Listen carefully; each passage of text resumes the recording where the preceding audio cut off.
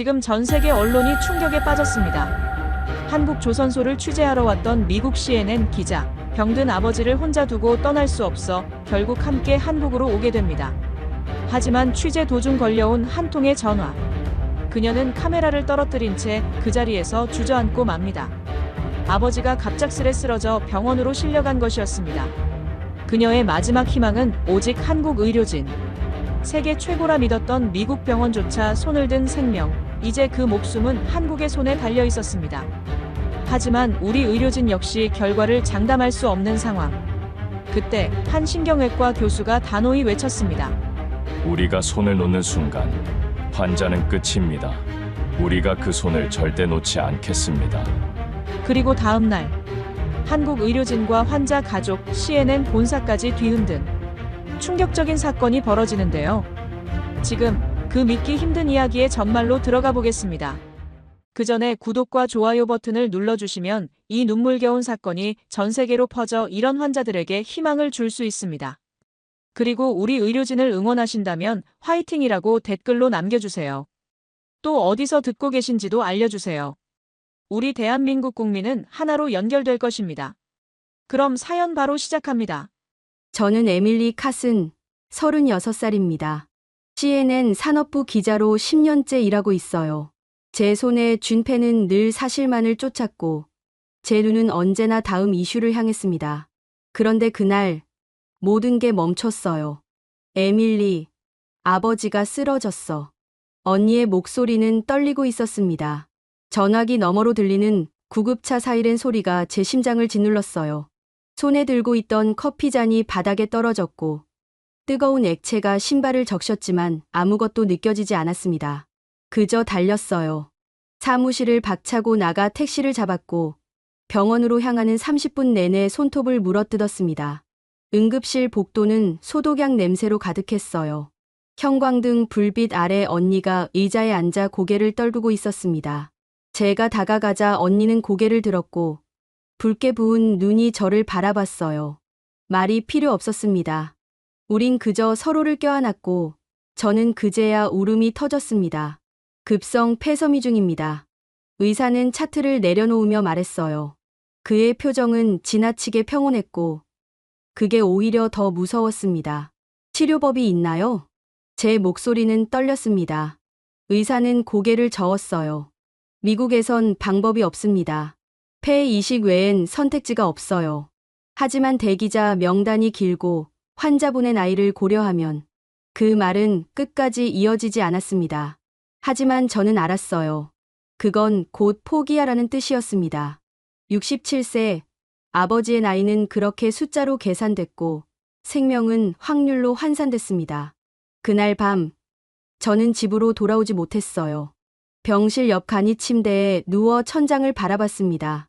아버지의 거친 숨소리가 들렸고 산소호흡기가 내는 기계음이 귓가를 맴돌았어요. 잠이 오지 않았습니다. 눈을 감으면 어린 시절 아버지의 얼굴이 떠올랐어요. 제 손을 잡고 자전거 타는 법을 가르쳐 주던 그 큰 손. 대학 입학식 날 제 어깨를 토닥이던 그 따뜻한 손이 지금은 링거줄에 묶여 있었습니다. 새벽 4시쯤이었을까요? 저는 침대에서 일어나 노트북을 켰어요. 다음 날 출장 자료를 정리하려던 참이었습니다. 한국 거제도, 하나오션 조선소 취재, 미국 조선산업 부활 프로젝트를 위한 자료 수집이 목적이었어요. 화면에는 한국 조선소의 첨단 기술에 관한 보고서가 떠올랐습니다. 정밀 용접 기술이 인공장기 제작에 응용되고 있다. 그 문장이 눈에 들어왔어요. 손가락이 멈췄습니다. 저는 그 줄을 다시 읽었고 또 읽었어요. 심장이 두근거리기 시작했습니다. 인공장기, 폐복원, 검색창에 단어를 쳐넣었어요. 서울대학교 병원, 인공폐 재생 임상실험, 조선기술융합 프로젝트. 기사들이 쏟아졌습니다. 손이 떨렸어요. 혹시, 정말 혹시라도. 저는 아버지의 침대로 다가갔습니다. 산소 마스크 너머로 보이는 아버지의 얼굴은 너무 창백했어요. 주름진 손을 조심스럽게 잡았습니다. 그 손은 차가웠고 저는 두 손으로 감싸 쥐었어요. 아빠, 목소리가 나오지 않았습니다. 목구멍이 메었어요. 눈물이 뺨을 타고 흘러내렸습니다. 아빠, 한국에 가요. 저랑 같이 가요. 거기엔 방법이 있을지도 몰라요. 아버지는 눈을 뜨지 못했습니다. 하지만 손가락이 미세하게 움직였어요. 그걸 느낀 순간 저는 결심했습니다. 이건 취재가 아니었어요. 이건 생명을 건 여행이었습니다. 다음 날 아침, 저는 병원 행정실로 달려갔어요. 서류를 요청했고 한국행 비행기 티켓을 2장 끊었습니다. 손이 떨려 카드를 2번이나 떨어뜨렸어요. 직원이 이상하게 쳐다봤지만 상관없었습니다. 저는 CNN 본사에 전화를 걸었고 출장 일정을 앞당겼어요. 개인 사정이 생겼어요. 아버지를 동반해야 합니다. 상사는 잠시 침묵했습니다. 그리고는 허락했어요. 저는 전화를 끊고 창밖을 봤습니다. 뉴욕의 빌딩 숲이 보였지만 제 머릿속엔 오직 한국만 있었어요. 사흘 후 저희는 인천공항에 도착했습니다. 휠체어에 앉은 아버지를 밀고 입국장을 나서는데 차가운 공기가 얼굴을 스쳤어요. 낯선 언어, 낯선 간판, 낯선 사람들. 하지만 두렵지 않았습니다. 오히려 이상한 안도감이 들었어요. 에밀리. 아버지가 작게 불렀습니다. 저는 멈춰 서서 아버지를 내려다봤어요. 아버지는 희미하게 미소 지었습니다. 여기가 한국이구나. 저는 고개를 끄덕였어요. 목이 메어 말이 나오지 않았습니다. 그저 아버지의 어깨에 손을 올렸고 우린 그렇게 서울로 향했습니다. 마지막 희망을 안고 서울대학교병원 응급실은 생각보다 조용했습니다. 복도를 걸을 때마다 신발 소리만 메아리 쳤고 형광등 불빛은 너무 밝아서 눈이 부셨어요. 저는 아버지의 휠체어를 밀며 접수대로 향했습니다. 손에 쥔 서류가 땀에 젖어 구겨졌어요. 폐섬유증 환자입니다. 인공폐 재생 프로그램 상담을 신청했어요. 접수 직원은 고개를 끄덕이며 서류를 받았습니다. 키보드를 두드리는 소리가 들렸고 잠시 후 그가 말했어요.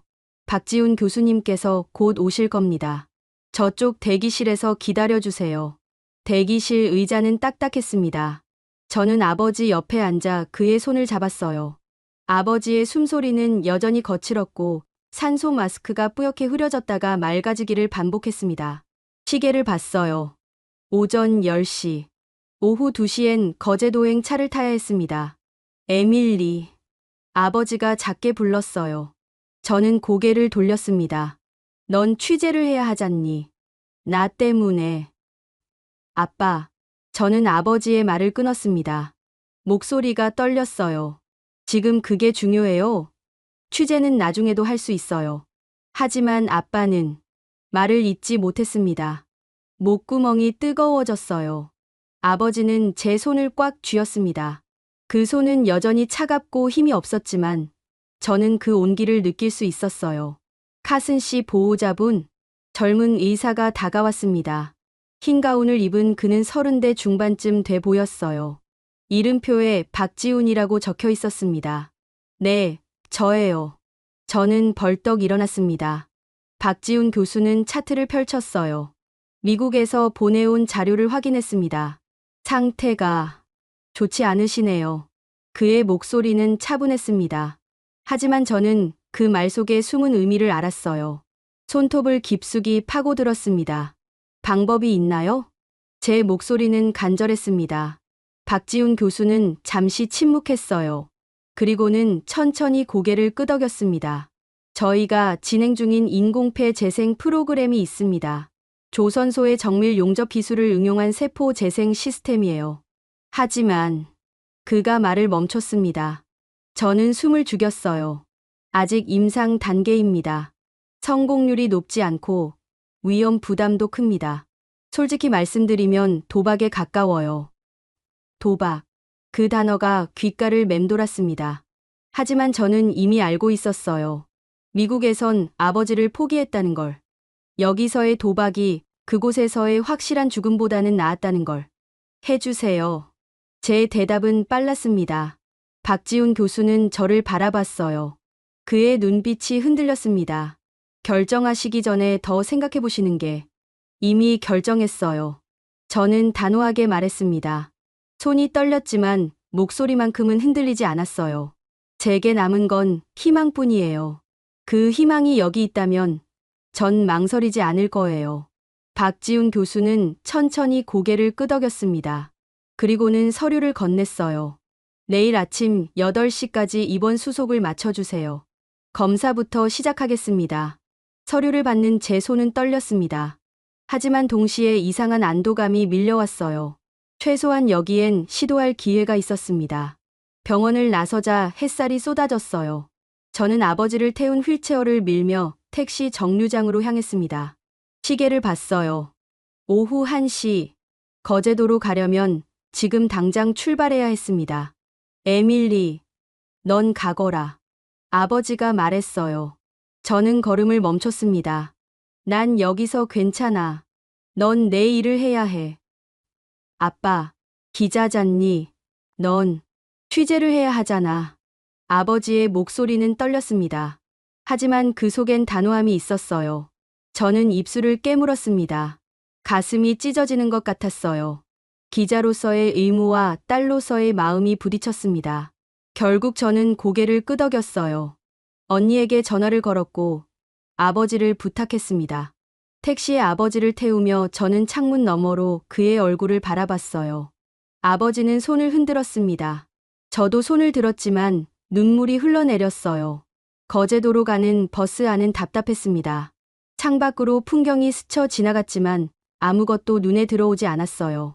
노트북을 열었지만 화면만 멍하니 바라봤습니다.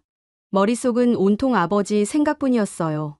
오후 6시 하나오션 조선소에 도착했습니다. 정문을 지나서자 거대한 크레인이 보였어요. 용접 불꽃이 사방에서 튀었고 쇳소리가 귓가를 때렸습니다. 눈앞의 광경은 압도적이었어요. 거대한 선박이 조립되고 있었고 수백 명의 노동자들이 개미처럼 움직였습니다. 이건 공장이 아니야. 저는 중얼거렸어요. 카메라를 들어올렸지만 손이 떨렸습니다. 셔터를 누르지 못했어요. 뷰파인더 속 풍경이 흐릿하게 번졌습니다. 눈물이 또 흘렀어요. 괜찮으세요? 통역 직원이 물었습니다. 저는 고개를 저었어요. 아니요, 괜찮아요. 거짓말이었습니다. 전혀 괜찮지 않았어요. 가슴이 무너지는 것 같았습니다.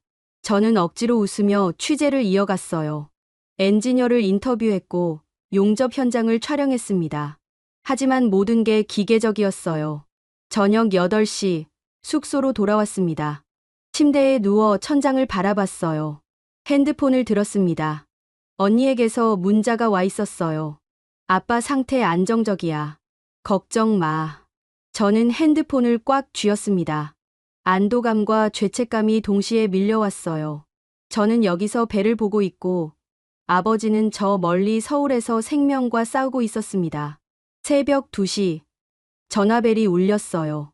저는 벌떡 일어났습니다. 화면에 언니 이름이 떠 있었어요. 손이 떨렸습니다. 여보세요? 에밀리, 큰일이야. 언니의 목소리는 울먹이고 있었습니다. 아빠가 의식을 잃었어. 지금 응급실이야. 핸드폰이 손에서 떨어질 뻔했어요. 귓가에서 윙 소리가 났습니다. 지금 가. 저는 옷을 집어들었습니다. 가방을 챙기고 방을 박차고 나갔어요. 복도를 뛰었고 계단을 내려갔습니다. 숨이 막혔지만 멈출 수 없었어요. 택시를 잡았습니다. 운전사에게 소리쳤어요. 서울이요. 서울대병원. 빨리요. 운전사는 놀란 표정으로 저를 바라봤습니다. 하지만 곧 고개를 끄덕이고 엑셀을 밟았어요. 차는 어둠 속을 가르며 달렸습니다. 창밖으론 가로등이 스쳐 지나갔어요. 저는 창문에 이마를 댔습니다. 차가운 유리가 피부에 닿았지만 아무것도 느껴지지 않았어요. 눈물만 계속 흘러내렸습니다. 제발, 제발, 중얼거렸습니다. 두 손을 모았어요. 신을 믿지 않는 저였지만 그 순간만큼은 간절히 빌었습니다. 아버지가 버티고 있기를, 제가 도착할 때까지만이라도 버티고 있기를 기도했어요. 고속도로 불빛이 흐릿하게 번졌습니다. 서울은 아직 멀었고 제 심장은 미친 듯이 뛰고 있었어요. 새벽 5시 서울대병원 응급실에 도착했습니다. 자동문이 열리자 소독약 냄새가 코를 찔렀어요. 복도는 형광등 불빛으로 환했고 간호사들이 바쁘게 오가고 있었습니다. 저는 숨을 헐떡이며 안내 데스크로 달려갔어요. 카슨, 제임스 카슨이요. 어디 있어요? 목소리가 갈라졌습니다. 간호사는 컴퓨터를 확인하더니 복도를 가리켰어요. 3층 중환자실입니다. 저는 계단으로 뛰어올랐습니다. 엘리베이터를 기다릴 수가 없었어요. 계단을 오르는데 다리가 후들거렸지만 멈추지 않았습니다. 3층 복도에 도착했을 때 언니가 보였어요. 벽에 기댄 채 고개를 숙이고 있었습니다. 언니. 제 목소리에 언니가 고개를 들었어요. 얼굴이 새하얗게 질려 있었습니다. 저는 언니에게 달려가 어깨를 잡았어요. 아빠는 어때? 안에 계셔. 의사들이 지금. 언니의 목소리가 떨렸습니다. 그때 중환자실 문이 열렸어요. 박지훈 교수가 나왔습니다. 그의 얼굴엔 땀이 맺혀 있었어요. 카슨 씨 보호자분들이시죠? 저는 고개를 끄덕였습니다. 박지훈 교수는 마스크를 벗으며 말했어요. 일단 안정됐습니다. 하지만 상황이 좋지 않아요. 폐 기능이 급격히 떨어지고 있어서. 들어가 볼 수 있나요? 제 목소리는 떨렸습니다. 박지훈 교수는 잠시 망설이다가 고개를 끄덕였어요. 5분만요. 환자분이 휴식이 필요합니다. 중환자실 문을 열고 들어갔습니다. 기계음이 가득했어요. 삐, 삐, 삐. 심전도 소리가 규칙적으로 울렸습니다. 침대에 누운 아버지가 보였어요. 산소 마스크를 쓴 얼굴은 창백했고 온몸에 줄이 연결돼 있었습니다. 아빠. 저는 침대 옆으로 다가갔어요. 아버지의 손을 잡았습니다. 손은 차갑고 축축했어요. 아버지는 눈을 뜨지 못했지만 손가락이 미세하게 움직였습니다. 에밀리. 아버지의 목소리는 너무 작았어요. 거의 들리지 않았습니다. 저는 얼굴을 가까이 대었어요. 네. 아빠. 제가 왔어요. 여기 있어요. 미안하구나. 아빠. 그런 말 하지 마세요. 아빠는 아무 잘못 없어요. 목이 메었습니다. 눈물이 뚝뚝 떨어져 아버지의 손등을 적셨어요. 아버지는 희미하게 미소 지었습니다. 그리고는 다시 눈을 감았어요. 밖으로 나왔을 때 복도엔 사람들이 더 많아져 있었습니다. 의사들이 모여 뭔가 이야기하고 있었어요. 간호사들이 차트를 들고 바쁘게 움직였습니다. 저는 벽에 기대 주저앉았어요. 무릎에 힘이 풀렸습니다. 새벽 3시였습니다. 복도는 조용했어요. 간혹 기계의 소리나 발소리만 들렸습니다. 저는 의자에 앉아 천장을 바라봤어요. 형광등이 눈부셨지만 눈을 감을 수가 없었습니다. 눈을 감으면 아버지의 창백한 얼굴이 떠올랐어요. 에밀리. 언니가 제 옆에 앉았습니다. 손에 종이컵을 들고 있었어요. 커피야. 마셔. 저는 컵을 받았습니다. 뜨거운 김이 올라왔지만 마실 수가 없었어요. 그저 두 손으로 컵을 감싸 쥐었습니다. 내가 여기 있을게. 넌 좀 쉬어. 언니가 말했어요. 저는 고개를 저었습니다. 못 쉬어. 눈을 감을 수가 없어. 언니는 아무 말도 하지 않았어요. 그저 제 어깨에 머리를 기댔습니다. 우린 그렇게 앉아 있었어요. 시간이 얼마나 흘렀는지 몰랐습니다. 삐. 갑자기 경보음이 울렸어요. 중환자실에서 들리는 소리였습니다. 저는 벌떡 일어났어요. 간호사들이 뛰어갔고 의사들이 몰려들었습니다. 심박수, 급락, 호흡기 전원 이상, 복도의 긴박한 목소리들이 울려 퍼졌어요. 저는 중환자실 문 앞으로 달려갔습니다. 유리창 너머로 의사들이 아버지를 둘러싸고 있는 게 보였어요. 안 돼, 안 돼. 중얼거렸습니다. 다리가 후들거렸어요. 언니가 저를 붙잡았지만 저는 문을 두드렸습니다. 아빠. 아빠. 그때 누군가 복도를 뛰어왔어요. 작업복을 입은 남자였습니다. 헬멧을 쓰고 안전화를 신고 있었어요. 그는 간호사에게 뭔가 물었고 곧장 중환자실로 들어갔습니다. 저 사람은 누구예요? 제가 물었어요. 간호사가 대답했습니다. 하나오션에서 온 엔지니어예요. 긴급 호출됐어요. 엔지니어? 저는 이해할 수 없었어요. 왜 조선소 엔지니어가 병원에 온 거죠? 유리창 너머로 그 남자가 보였어요. 그는 호흡기 옆으로 다가갔습니다. 뭔가를 살펴보더니 공구함을 열었어요. 의사들이 긴장한 표정으로 지켜봤습니다. 이 회로 우리 자동 용접 로봇 시스템이랑 똑같습니다. 남자의 목소리가 들렸어요. 그는 망설임 없이 패널을 열었습니다. 전선들이 드러났고 그는 재빨리 손을 움직였어요.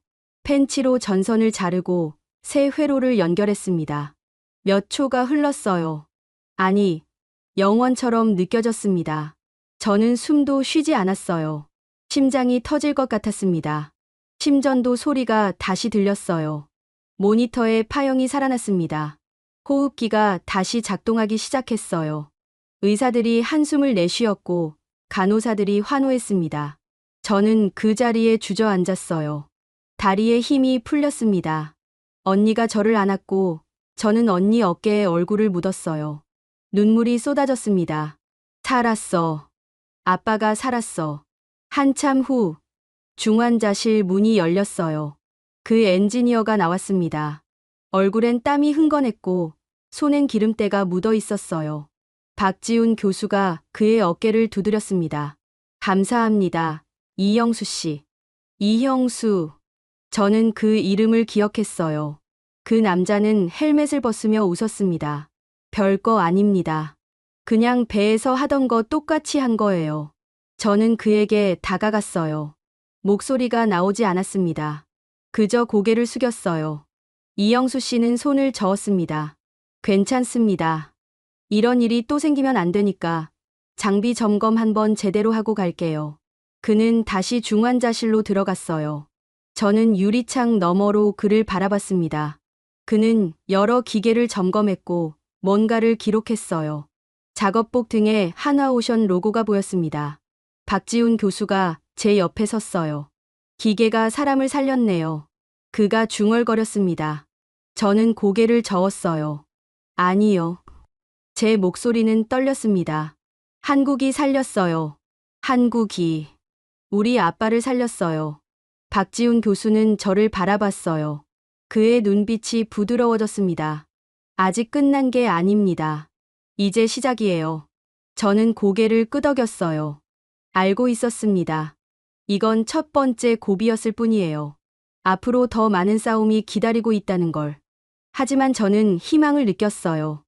여기엔 아버지를 살리려는 사람들이 있었습니다. 배를 만들던 기술이 생명을 구했어요. 바다 위를 달리던 기술이 이제 심장을 뛰게 했습니다. 창밖으로 해가 떠올랐어요. 서울의 아침이 밝아오고 있었습니다. 저는 창가에 서서 그 빛을 바라봤어요. 처음으로 제대로 숨을 쉴 수 있었습니다. 아버지가 안정을 되찾은 지 사흘이 지났습니다. 저는 병원과 숙소를 오가며 지냈어요. 낮엔 아버지 곁을 지켰고 밤엔 CNN 본사에 보낼 자료를 정리했습니다. 거제도 취재는 미뤄졌지만 본사는 이해해줬어요. 오전 10시 병실에서 아버지와 이야기하고 있을 때였습니다. 핸드폰이 울렸어요. 화면엔 본사 편집장 이름이 떠 있었습니다. 저는 복도로 나가 전화를 받았어요. 에밀리, 큰일이야. 편집장의 목소리는 긴박했습니다. 가슴이 철렁 내려앉았어요. 무슨 일이에요? 미국 제약협회에서 정식 성명을 냈어. 한국의 인공폐 실험이 비윤리적이라고. FDA 승인도 안 받았고 임상 데이터도 불충분하다는 거야. 손에 쥔 핸드폰이 떨렸습니다. 그게 무슨 소리예요? 정치권도 움직이고 있어. 상원보건위원회에서 청문회를 열겠대. 한국 정부에 압력 넣을 거라고. 귓가가 윙하고 울렸어요.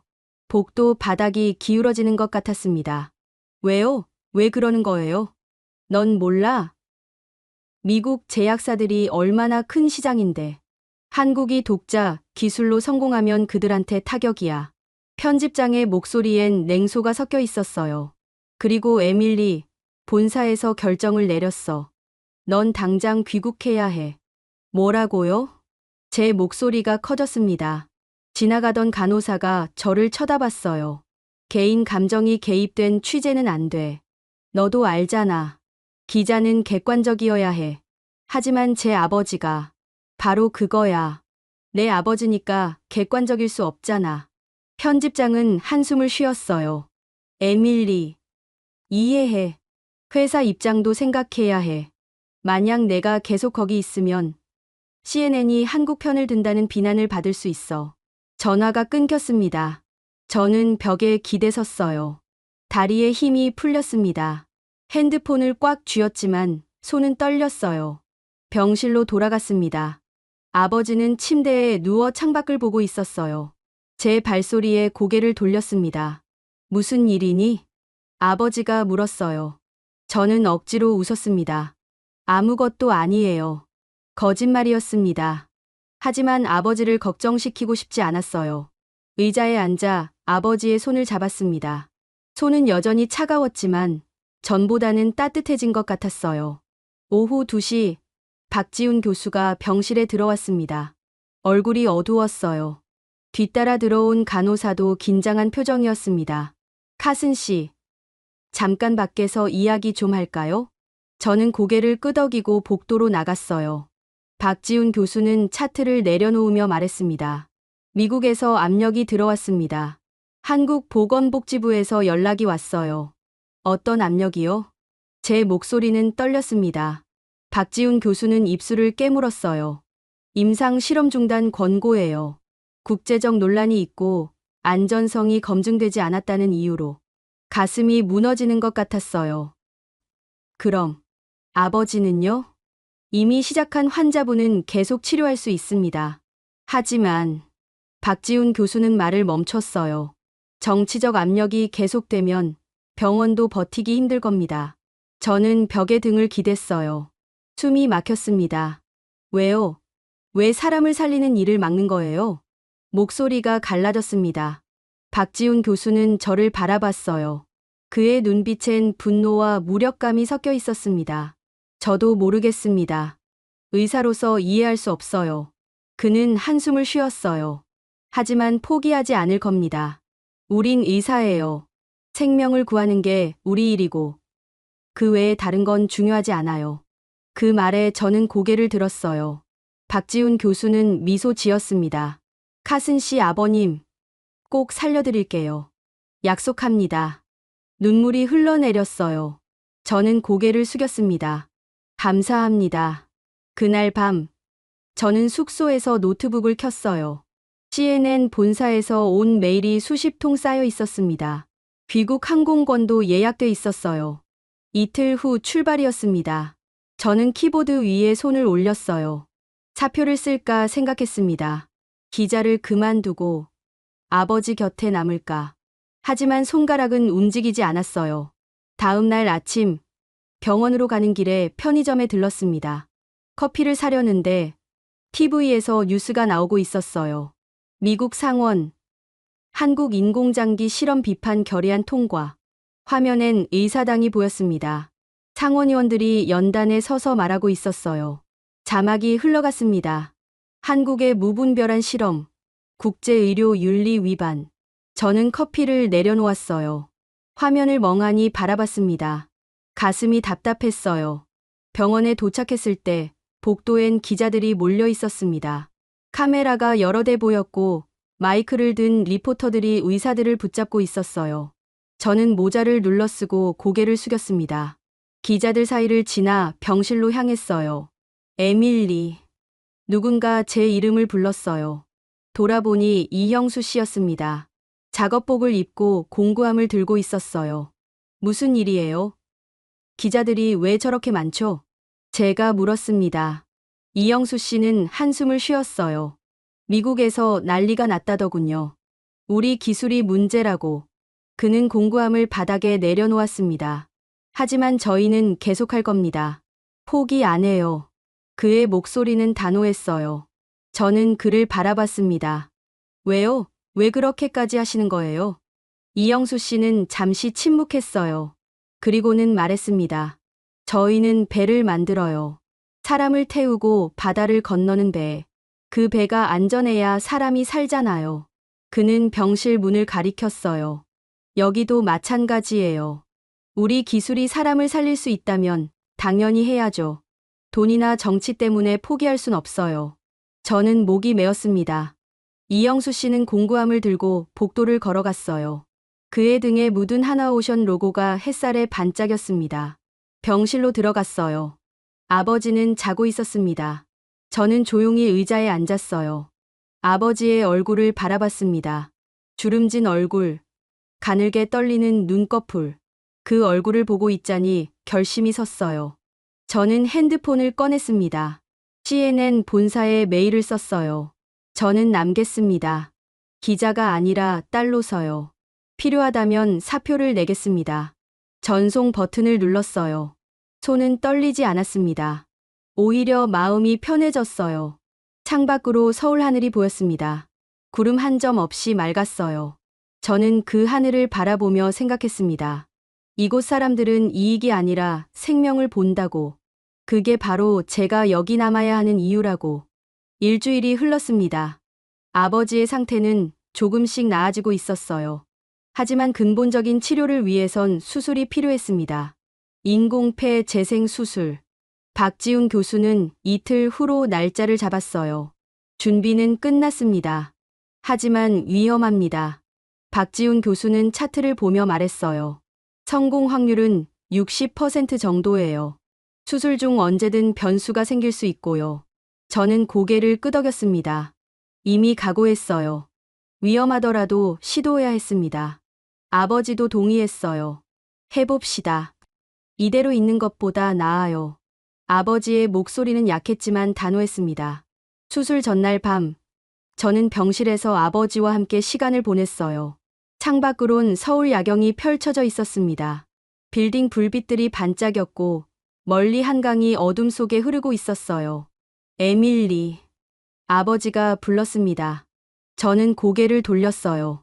만약 내가 아빠, 그런 말 하지 마세요. 저는 아버지의 말을 끊었어요. 목소리가 떨렸습니다. 아버지는 제 손을 잡았어요. 들어야 해. 만약 내가 깨어나지 못하면 넌 후회하지 마. 여기까지 온 것만으로도 충분해. 눈물이 흘러내렸습니다. 저는 고개를 저었어요. 아빠는 깨어날 거예요. 꼭요. 아버지는 미소 지었습니다. 그리고는 눈을 감았어요. 저는 아버지의 손을 꽉 쥐었습니다. 그렇게 밤이 깊어갔어요. 수술 당일 새벽 6시에 준비가 시작됐습니다. 간호사들이 아버지를 수술실로 옮겼어요. 저는 복도에서 지켜봤습니다. 침대가 멀어져 갔고 아버지의 모습이 점점 작아졌어요. 기도하고 있을게요, 아빠. 중얼거렸습니다. 수술실 문이 닫혔어요. 대기실엔 언니와 제가 앉아 있었습니다. 시계를 봤어요. 오전 7시. 수술은 최소 8시간이 걸린다고 했습니다. 긴 시간이었어요. 1시간이 지났습니다. 2시간이 지났어요.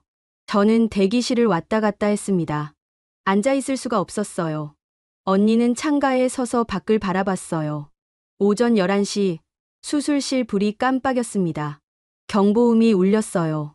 저는 벌떡 일어났습니다. 무슨 일이에요? 간호사에게 물었어요. 간호사는 긴장한 표정으로 수술실로 뛰어갔습니다. 곧 의사들이 복도를 달려갔어요. 저는 수술실 문 앞으로 갔습니다. 혈류 쇼크 발생. 안에서 목소리가 들렸어요. 기계음이 거칠게 울렸습니다. 삐. 저는 문을 두드렸어요. 아빠. 아빠. 언니가 저를 붙잡았습니다. 에밀리, 진정해. 진정할 수가 없어. 아빠가 저 안에 있다고. 제 목소리는 울먹이고 있었어요.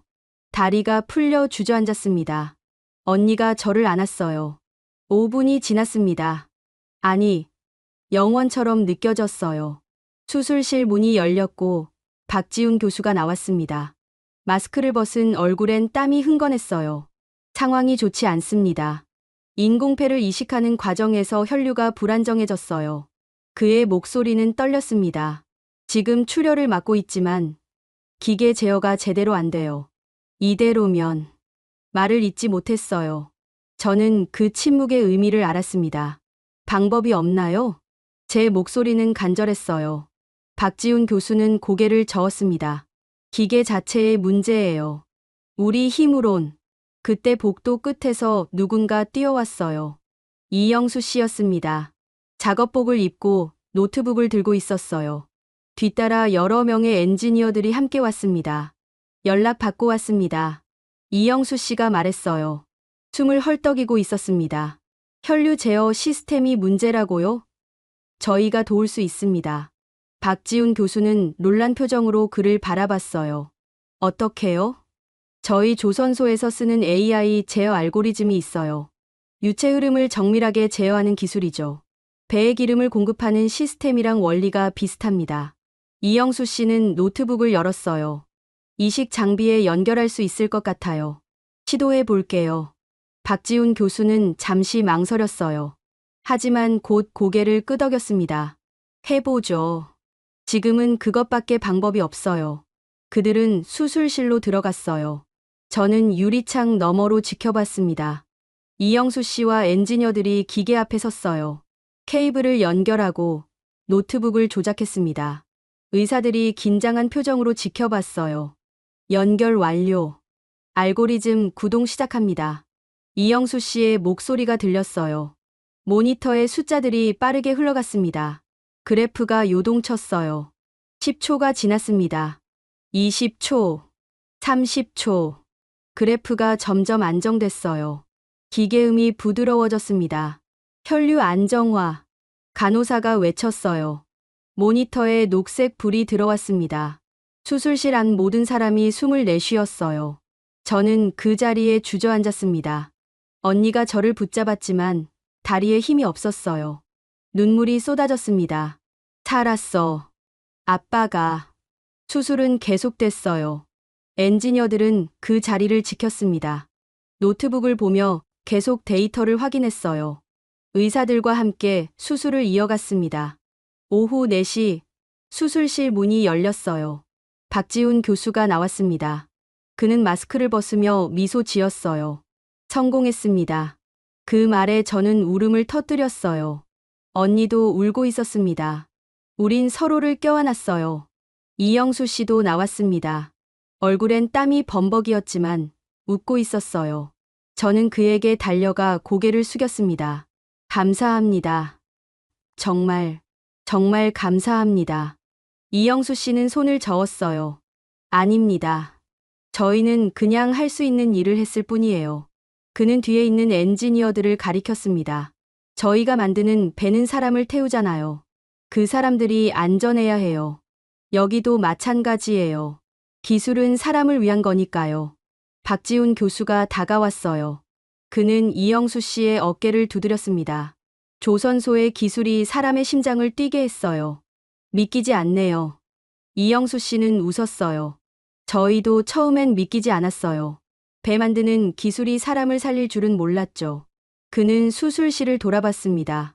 하지만 이제 알았어요. 기술엔 경계가 없다는 걸. 바다든 육지든 배든 사람이든 중요한 건 생명이라는 거요. 저는 그 말을 듣고 있었어요. 가슴이 뜨거워졌습니다. 조선소의 기술이 생명을 살렸어요. 배를 조립하던 손이 심장을 뛰게 했습니다. 회복실로 아버지를 옮겼어요. 저는 침대 옆에 섰습니다. 아버지는 아직 깨어나지 않았지만 얼굴색이 돌아와 있었어요. 호흡도 안정적이었습니다. 아빠, 해냈어요. 우리 해냈어요. 중얼거렸습니다. 아버지의 손을 잡았어요. 손은 여전히 차가웠지만 맥박이 느껴졌습니다. 규칙적이고 힘찬 맥박이요. 창밖으로 해가 지고 있었어요. 서울 하늘이 붉게 물들었습니다. 저는 그 노을을 바라봤어요. 오늘도 아버지는 살아남았습니다. 한국의 기술과 한국 사람들의 손으로요. 수술 후 이틀이 지났습니다. 아버지는 여전히 깨어나지 않았어요. 의사들은 괜찮다고 했습니다. 몸이 회복하는 중이라고요.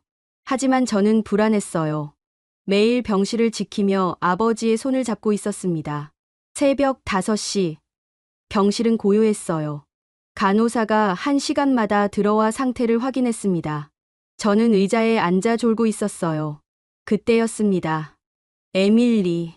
작은 목소리가 들렸어요. 저는 눈을 떴습니다. 아버지가 저를 보고 있었어요. 눈을 뜬 채로요. 아빠. 저는 벌떡 일어났습니다. 침대로 달려가 아버지의 손을 잡았어요. 아버지는 희미하게 미소 지었습니다. 여긴 어디니? 병원이에요. 아빠. 서울이요. 수술 끝났어요. 성공했어요. 눈물이 쏟아졌습니다. 저는 아버지의 손을 두 손으로 감싸 쥐었어요. 아버지의 손은 따뜻했습니다. 처음으로 따뜻했어요. 숨이 쉬어진다. 아버지가 중얼거렸어요. 천천히 숨을 들이마셨습니다. 그리고는 내쉬었어요. 산소 마스크 없이요. 호흡이 돌아왔어요. 아빠. 정말로요. 저는 울면서 웃었습니다. 간호사를 불렀어요. 곧 박지훈 교수가 달려왔습니다. 그는 아버지를 진찰했어요. 기적이네요. 박지훈 교수가 말했어요. 그의 목소리는 떨리고 있었습니다. 폐 기능이 정상으로 돌아오고 있어요. 인공폐가 완벽하게 작동하고 있습니다. 아버지는 박지훈 교수를 바라봤어요. 감사합니다, 선생님. 아닙니다. 저 혼자 한 게 아니에요. 박지훈 교수는 고개를 저었습니다. 하나오션 엔지니어분들이 없었다면 불가능했을 거예요. 조선소 기술이 환자분을 살렸습니다. 그날 오후 이영수 씨가 병문안을 왔어요. 작업복 대신 평상복을 입고 있었습니다. 손에 과일 바구니를 들고 있었어요. 깨어나셨다는 소식 들었어요. 축하드립니다. 이영수 씨는 웃으며 말했어요. 아버지는 침대에서 일어나려 했습니다. 저는 아버지를 부축했어요. 당신이 날 살렸다고 들었어요. 아버지의 영어를 제가 통역했습니다. 이영수 씨는 손을 저었어요. 제가 한 건 별로 없어요. 그냥 평소에 하던 일을 했을 뿐이에요. 배를 만드는 일이 사람을 살릴 줄은 몰랐어요. 아버지가 말했어요. 이영수 씨는 잠시 침묵했습니다. 그리고는 창밖을 바라봤어요. 저희는 배를 만들어요. 거대한 배들이요. 그 배들이 바다를 건너 세계로 나가죠. 사람을 태우고 물건을 싣고요. 그는 아버지를 바라봤습니다. 그런데 어느 날 생각했어요. 우리가 만드는 게 단순히 철과 기계만은 아니구나. 생명을 싣는 거구나. 그래서 더 정밀해야 하고 더 안전해야 한다는 거요. 이영수 씨는 미소 지었어요. 그 기술이 여기서도 쓰일 수 있다는 게 신기해요. 바다에서 배를 띄우는 기술이 사람의 심장도 뛰게 하네요. 아버지는 고개를 끄덕였습니다.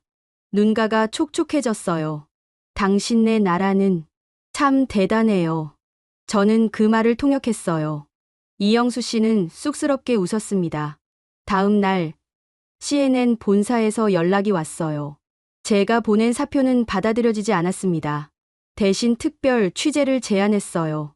한국의 의료 기술과 조선 기술의 융합. 이건 큰 뉴스야. 에밀리. 내가 직접 취재해.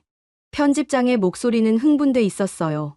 그리고 내 아버지 이야기도 포함시켜. 개인적인 이야기가 사람들 마음을 움직일 거야. 저는 망설였어요. 아버지의 이야기를 세상에 공개하는 게 옳은 일일까요? 에밀리. 해. 아버지가 말했어요. 침대에 앉아 저를 바라보고 있었습니다. 사람들이 알아야 해. 이곳에서 무슨 일이 일어나는지, 어떤 기술이 생명을 살리는지. 저는 고개를 끄덕였어요. 일주일 후 촬영이 시작됐습니다. CNN 촬영팀이 서울에 도착했어요. 저는 리포터가 아니라 취재 대상이 됐습니다. 카메라 앞에 서자 긴장됐어요. 미국인 기자가 아버지를 살리기 위해 한국을 찾았습니다. 그리고 그곳에서 기적을 만났죠. 동료 기자가 멘트를 읽었어요. 카메라가 저를 비췄습니다. 에밀리, 한국에 오기로 결심한 이유가 뭔가요? 희망이었어요. 저는 대답했습니다. 미국에선 아버지를 포기했어요. 하지만 한국엔 방법이 있었죠. 조선소의 기술이 의료에 응용되고 있다는 걸 알았고 마지막 희망을 걸었어요. 촬영은 병원 곳곳에서 이뤄졌어요. 수술실, 회복실, 그리고 하나오션 조선소까지 갔습니다. 거제도 바닷가에서 이영수 씨를 인터뷰했어요. 배를 만드는 기술이 어떻게 사람을 살릴 수 있나요? 제가 물었어요. 이영수 씨는 뒤에 있는 거대한 크레인을 가리켰습니다. 저기 보이는 용접 로봇이 있죠? 정밀도가 밀리미터 단위예요. 배의 선체를 이어붙일 때 조금이라도 틀어지면 안 되거든요. 그는 손을 들어 보였어요. 그 정밀함이 인공장기를 만드는 데도 필요해요. 세포를 이어붙이고 혈관을 연결하는 것도 결국 용접이랑 비슷하거든요. 카메라가 조선소를 비췄습니다. 용접 불꽃이 튀고 거대한 선박이 조립되고 있었어요. 선박을 조립하던 손이 사람의 폐를 살렸습니다. 동료 기자가 멘트를 읽었어요. 촬영 마지막 날, 박지훈 교수와 이영수 씨, 그리고 의료진과 엔지니어들이 함께 사진을 찍었어요. 병원 앞뜰에서였습니다. 햇살이 따뜻했어요. 기술엔 경계가 없습니다. 박지훈 교수가 말했어요. 바다든 육지든 산업이든 의료든 중요한 건 생명입니다. 한국은 그걸 증명했어요. 사진 속 사람들은 웃고 있었어요. 의사와 엔지니어가 어깨를 나란히 했습니다. 조선소 로고와 병원 로고가 함께 보였어요. CNN은 이 장면을 전 세계에 송출했습니다. 타이틀이 화면에 떴어요. 한국, 만들고 치유하는 나라. 그날 밤, 저는 병실에서 아버지와 함께 뉴스를 봤어요. 화면에 우리 이야기가 나왔습니다. 아버지의 수술 장면, 조선소 풍경, 그리고 제 인터뷰가 흘러갔어요. 에밀리, 아버지가 불렀어요. 저는 고개를 돌렸습니다. 이젠 정말 한국이 두렵구나. 아버지가 말했어요. 저는 고개를 갸우뚱했습니다. 왜요? 너무 완벽해서. 아버지는 웃었어요. 배를 만드는 나라가 사람도 살리네. 기술도 대단하고 사람도 따뜻하고 어떻게 이런 나라가 있을까? 저는 창밖을 바라봤어요. 서울의 불빛이 반짝이고 있었습니다. 그 빛 속에 수많은 사람들이 살고 있었어요. 배를 만들고 환자를 돌보고 생명을 구하는 사람들이요.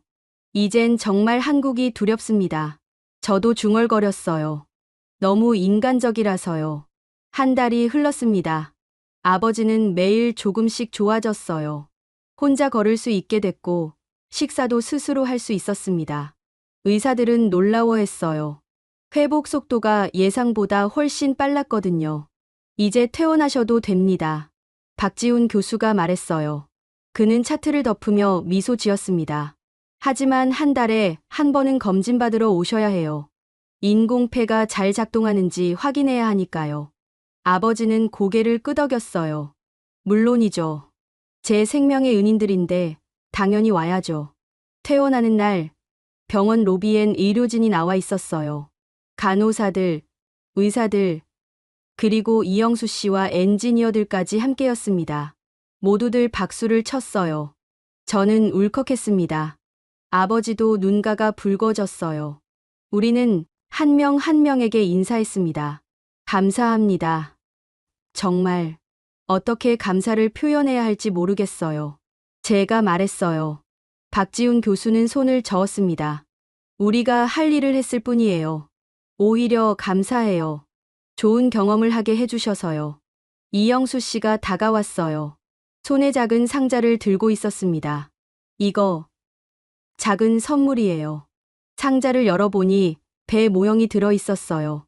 작지만 정교하게 만들어진 조선소 선박 모형이었습니다. 저희가 만든 배예요. 가져가세요. 한국을 기억하실 때마다 보시라고요. 아버지는 모형을 조심스럽게 받았어요. 손으로 만지며 바라봤습니다. 이 배가 날 살렸군요. 아버지의 목소리는 떨렸어요. 기술이 아니라 마음이 날 살린 거예요. 여러분의 따뜻한 마음이요. 이영수 씨는 쑥스럽게 웃었습니다. 병원을 나서자 햇살이 쏟아졌어요. 봄이 오고 있었습니다. 저는 아버지의 팔을 잡고 천천히 걸었어요. 아버지는 하늘을 올려다봤습니다. 공기가 이렇게 맑았나? 네, 아빠. 항상 맑았어요. 저는 웃으며 대답했어요. 아버지는 깊이 숨을 들이마셨습니다. 그리고는 천천히 내쉬었어요. 살아있다는 게 이런 기분이구나. 다음 날, 우리는 거제도로 향했습니다.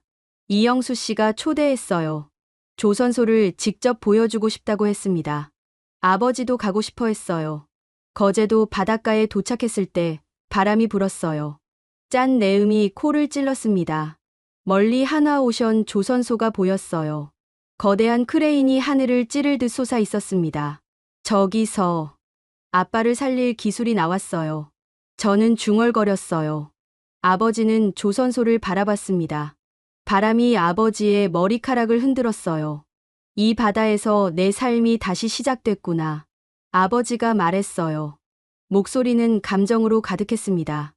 미국에서 끝났어야 할 생명이 이곳에서 다시 피어났어. 저는 아버지의 어깨에 머리를 기댔어요. 파도 소리가 들렸습니다. 규칙적으로 밀려왔다 물러가는 소리가요. 조선소로 들어갔습니다. 이영수 씨가 안내했어요. 용접 불꽃이 사방에서 튀었고 쇳소리가 울렸습니다. 거대한 선박이 조립되고 있었어요. 이게 배예요? 아버지가 물었어요. 놀란 표정이었습니다. 네. 길이가 300m가 넘어요. 여기서 조립해서 바다로 보내죠. 이영수 씨가 설명했어요.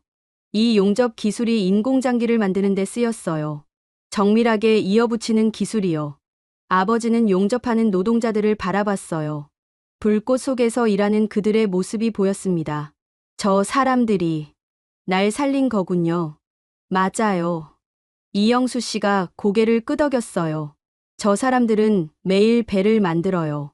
안전하게, 정확하게. 그 기술이 사람도 살릴 수 있다는 걸 이제 알았죠. 아버지는 고개를 숙였어요. 눈물이 떨어졌습니다. 저는 아버지의 등을 토닥였어요. 감사합니다. 아버지가 말했어요. 이영수 씨에게가 아니라 조선소 전체를 향해 말하는 것 같았습니다. 이곳이 제게 다시 살 기회를 줬어요. 저녁, 우리는 거제도 식당에서 식사를 했어요. 이영수 씨와 엔지니어 몇 명이 함께였습니다. 회와 된장찌개가 나왔어요. 이게 한국 음식이에요? 아버지가 물었어요. 저는 통역했고 이영수 씨가 웃으며 대답했습니다. 네. 바다에서 잡은 생선이요. 신선해요. 아버지는 조심스럽게 회를 집었어요. 입에 넣고 천천히 씹었습니다. 그리고는 눈을 크게 떴어요. 맛있어요. 모두들 웃었습니다. 아버지는 계속 먹었어요. 된장찌개도 마셨고 김치도 먹었습니다. 이 맛을 잊지 못할 것 같아요. 아버지가 말했어요. 한국의 맛이요. 식사 후 우리는 바닷가를 걸었어요. 해가 지고 있었습니다. 하늘이 붉게 물들었어요. 아버지는 걸음을 멈추고 바다를 바라봤습니다. 에밀리. 네. 아빠. 난 이곳을 사랑하게 될 것 같구나. 아버지의 목소리는 부드러웠어요. 이곳 사람들, 이곳 기술, 이곳 모든 게 나를 살렸어. 단순히 몸만이 아니야. 마음도 살렸어. 저는 아버지의 손을 잡았어요. 저도요, 아빠. 저도 이곳을 사랑해요. 일주일 후 CNN에서 특집 방송이 나갔어요. 한국과 미국이 공동으로 K조선 의료 융합 프로젝트를 추진한다는 발표가 있었습니다. 양국 정부가 함께 기술 협력을 하기로 했어요. 조선 기술과 의료 기술의 융합이 새로운 시대를 열 것입니다. 한국 장관이 말했어요. 옆에 미국 보건부 장관이 서 있었습니다. 한국의 앞선 기술을 배우고 함께 발전하겠습니다. 미국 장관이 덧붙였어요. 저는 뉴스를 보며 미소 지었습니다. 불과 2달 전만 해도 양국은 대립하고 있었어요. 하지만 이제 손을 잡았습니다. 생명을 위해서요. 아버지는 소파에 앉아 함께 뉴스를 봤어요. 손에 배 모형을 들고 있었습니다. 조용히 쓰다듬으며 바라보고 있었어요. 이제 세상이 바뀌겠구나. 아버지가 말했어요. 한국이 중심이 되는 세상이요. 저는 고개를 끄덕였어요. 아버지의 말이 맞았습니다. 한국은 단순히 배를 만드는 나라가 아니었어요. 생명을 만드는 나라였습니다. 그날 밤, 저는 노트북을 열었어요. 새 기사를 쓰기 시작했습니다. 제목은 이랬어요. 한국, 산업을 넘어 생명으로 새로운 시대의 시작. 키보드를 두드리는 손이 떨렸어요. 하지만 멈추지 않았습니다. 써야 할 이야기가 너무 많았거든요. 한국의 기술, 한국 사람들의 따뜻함, 그리고 아버지의 기적에 대해서요. 창밖으로 서울 야경이 보였습니다. 빌딩 불빛들이 반짝이고 있었어요. 저는 그 빛을 바라보며 생각했습니다. 여기서 아버지의 생명이 다시 시작됐다고. 그리고 저의 인생도 바뀌었다고. 이젠 단순한 기자가 아니었어요. 한국을 경험한 사람, 한국의 따뜻함을 아는 사람이 됐습니다. 키보드 소리만 조용히 울렸어요. 밤은 깊어갔고 저는 계속 썼습니다. 한국에 대한 이야기를요. 석 달이 흘렀습니다. 아버지는 완전히 회복했어요. 매일 아침 조깅을 할 수 있을 만큼 건강해졌습니다. 한 달에 한 번 서울대병원에서 검진을 받았는데 의사들은 매번 놀라워했어요. 기적이에요. 인공폐가 자연폐처럼 작동하고 있어요. 박지훈 교수가 말했어요. 이제 정상 생활이 가능합니다. 앞으로도 꾸준히 관리만 하시면 돼요. 아버지는 고맙다고 인사했어요. 저는 통역하면서 눈물이 났습니다. 정말 끝났구나. 아버지가 정말 살아났구나. 그 무렵 CNN 본사에서 연락이 왔어요. 특집 다큐멘터리를 만들고 싶다고 했습니다. 에밀리, 내 이야기를 1시간짜리 다큐로 만들 거야. 전 세계에 방영할 거고. 편집장의 목소리는 흥분돼 있었어요. 조선에서 생명 구하기까지 한국이 힘을 재정의한다는 내용이야. 저는 잠시 침묵했어요. 그리고는 대답했습니다. 좋아요. 하지만 한 가지 조건이 있어요. 뭔데? 한국 사람들의 목소리를 중심에 놓아주세요. 제 이야기만이 아니라 이영수 씨와 박지훈 교수님, 그리고 모든 의료진과 엔지니어들의 이야기를요. 편집장은 웃었어요. 당연하지. 그게 진짜 이야기니까. 촬영은 2주 동안 이어졌어요. CNN 팀이 다시 한국에 왔습니다. 이번엔 규모가 컸어요. 카메라 5대, 스태프 10여 명이 함께였습니다. 서울대병원에서 촬영했어요. 수술실, 회복실, 그리고 연구실까지 담았습니다. 박지훈 교수가 카메라 앞에 섰어요. 기술은 국경이 없습니다. 그가 말했어요. 한국의 조선 기술이 의료에 응용될 수 있다는 걸 보여줬어요. 이젠 전 세계가 이 기술을 배우고 싶어 해요. 거제도에서도 촬영했습니다. 조선소 전경을 드론으로 찍었어요. 거대한 선박들이 조립되는 모습이 장관이었습니다. 이영수 씨가 인터뷰했어요. 저희는 배를 만듭니다. 하지만 이젠 알아요. 저희가 만드는 건 단순히 철덩어리가 아니라는 거요. 그는 용접 현장을 가리켰습니다. 생명을 싣는 배예요. 그 생명을 지키는 기술이 사람의 몸속에서도 쓰일 수 있다는 게 자랑스러워요. 마지막 촬영은 한강변에서였어요. 석양이 지고 있었습니다. 저와 아버지가 함께 걸었어요. 카메라가 뒤따랐습니다.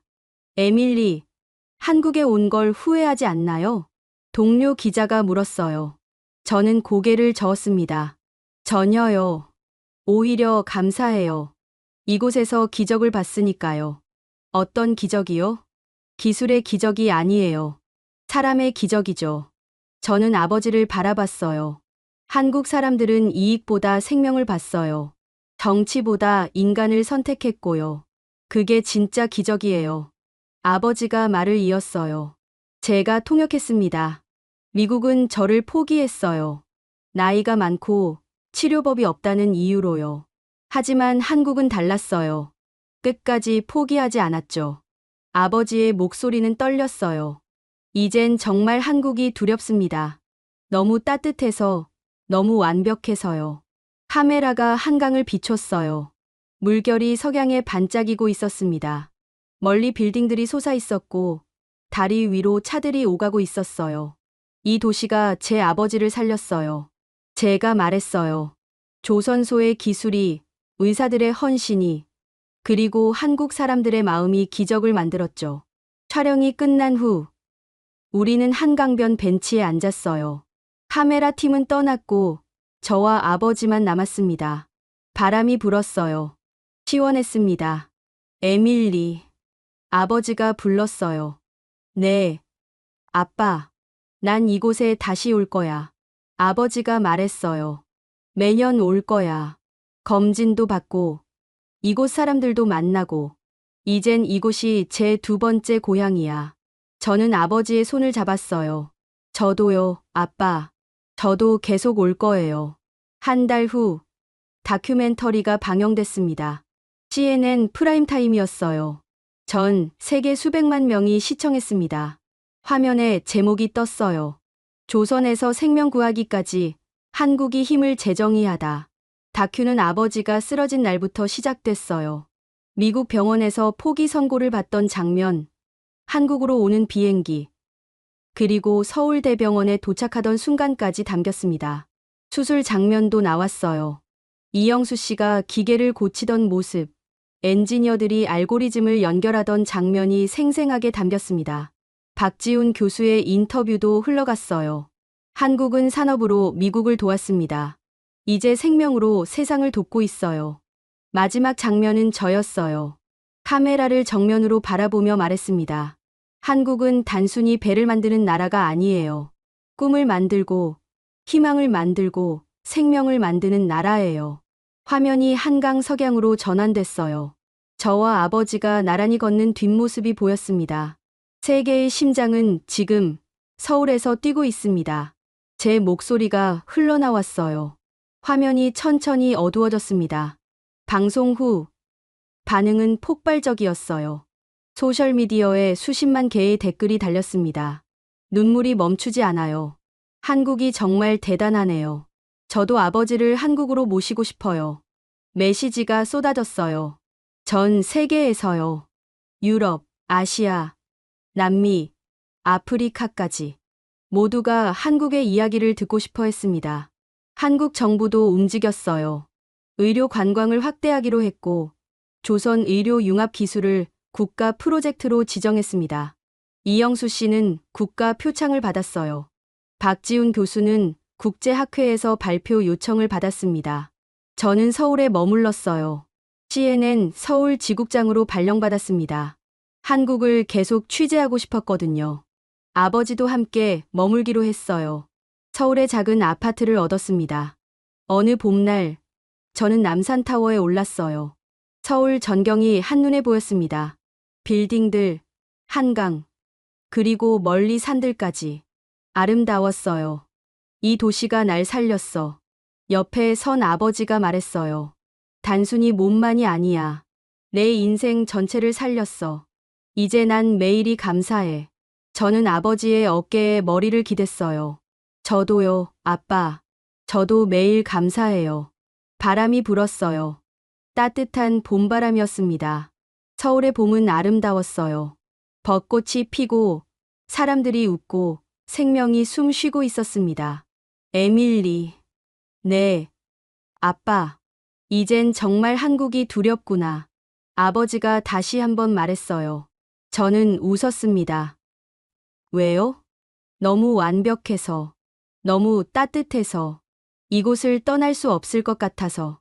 저는 고개를 끄덕였어요. 아버지의 말이 맞았습니다. 한국은 더 이상 낯선 나라가 아니었어요. 집이었습니다. 타워 아래로 서울이 펼쳐져 있었어요. 그 도시 어딘가에서 누군가의 생명이 구해지고 있었고, 누군가의 꿈이 이뤄지고 있었습니다. 조선소에선 배가 만들어지고, 병원에선 환자가 치료받고 있었어요. 세계의 심장은 지금 서울에서 뛰고 있었습니다. 여러분은 언제 한국이 따뜻하다고 느끼셨나요? 기술이 단순히 산업을 넘어 생명을 구할 수 있다는 것.